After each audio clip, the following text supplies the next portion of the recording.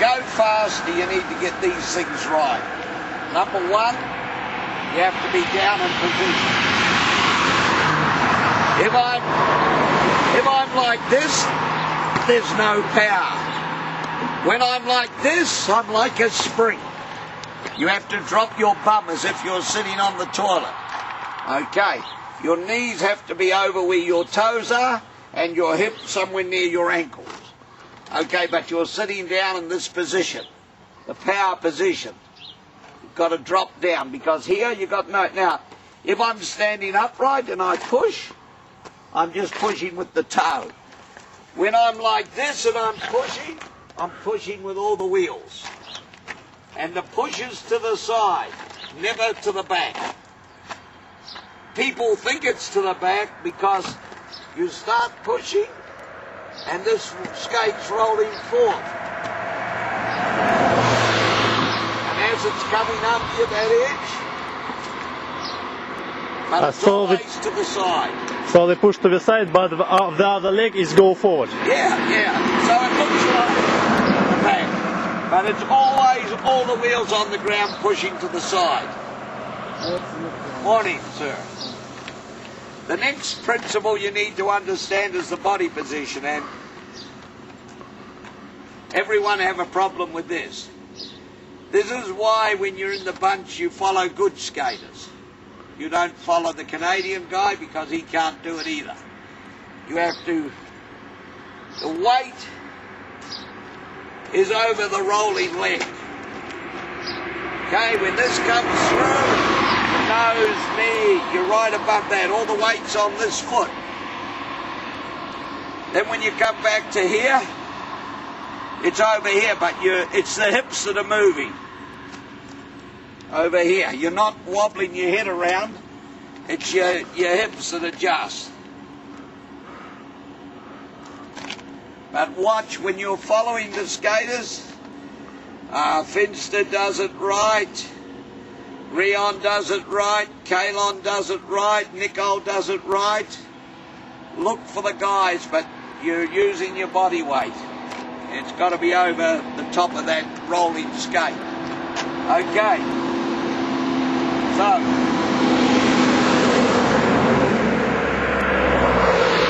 first three things are we're down in this power position.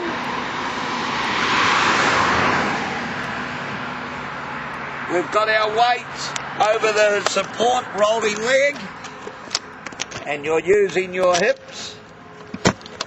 You're pushing to the side with the push, not to the back.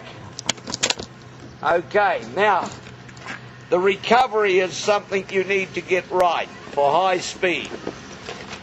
That after you've pushed, and the easiest way to get this right, and you'll always hear me talk about this, is pointing the toe.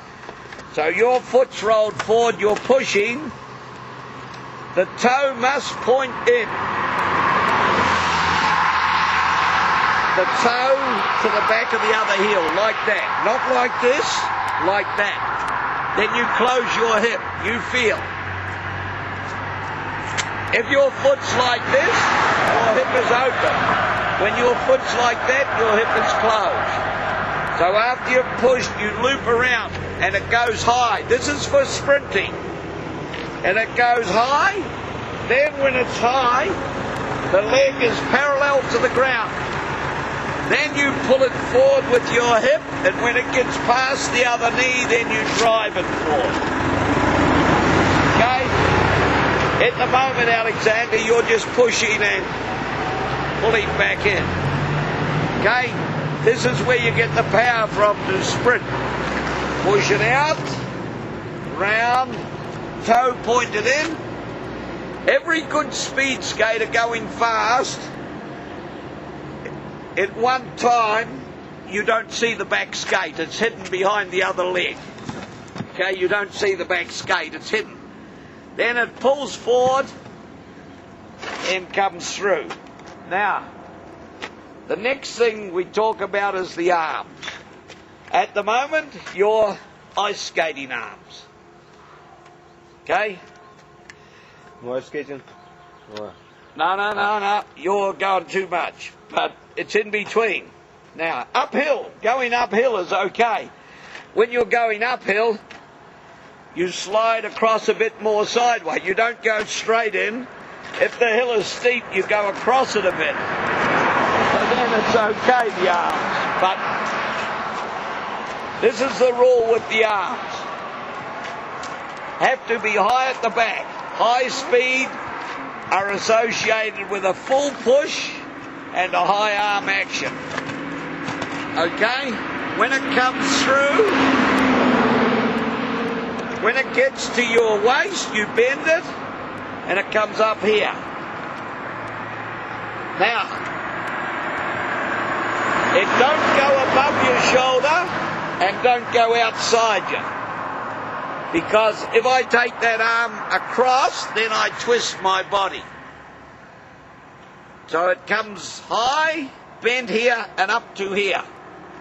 If I only take it to here, it doesn't make me go fast. It has to up to here, but not outside here.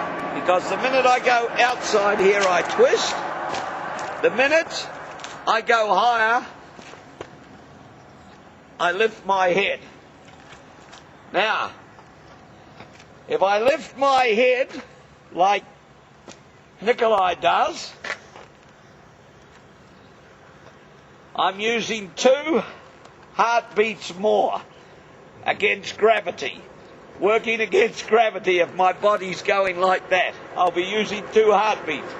And when you're at anaerobic threshold and you're at maximum, 2 heartbeats, cook you. Okay. So, very important. This position, the weights, and rolling. Big wheels, roll. Let the skate work for you, not you working for the skate. Then, push to the side. The recovery, point the toe in. And when you're sprinting, that leg's high. Every top man sprinting at the World Championship, that leg is parallel to the ground. Pull forward. And then when you're sprinting, you drive through. The knee comes past the other one and then through. Okay. If you go just like this, there's nothing. There's no momentum. Now, also, your arms and your legs work in unison. We short arms, we short steps, because they work together.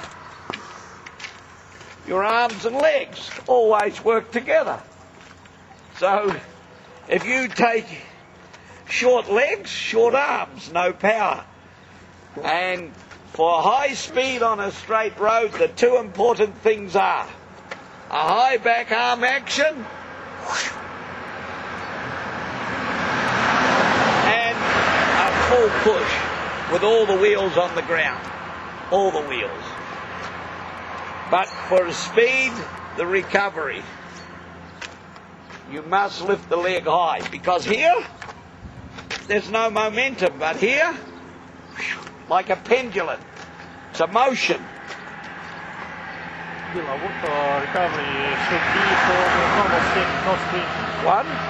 What recovery should be not for sprinting, or for normal skating? Oh, you just less? yeah, you don't lift as high for normal, because you've got to follow the bunch usually.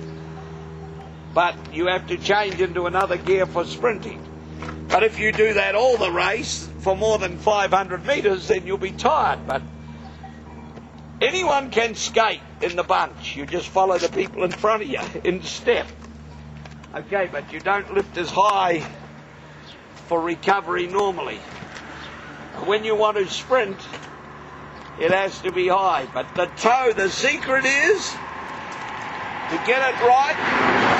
That toe has to point inwards. This toe has to point towards there. Okay?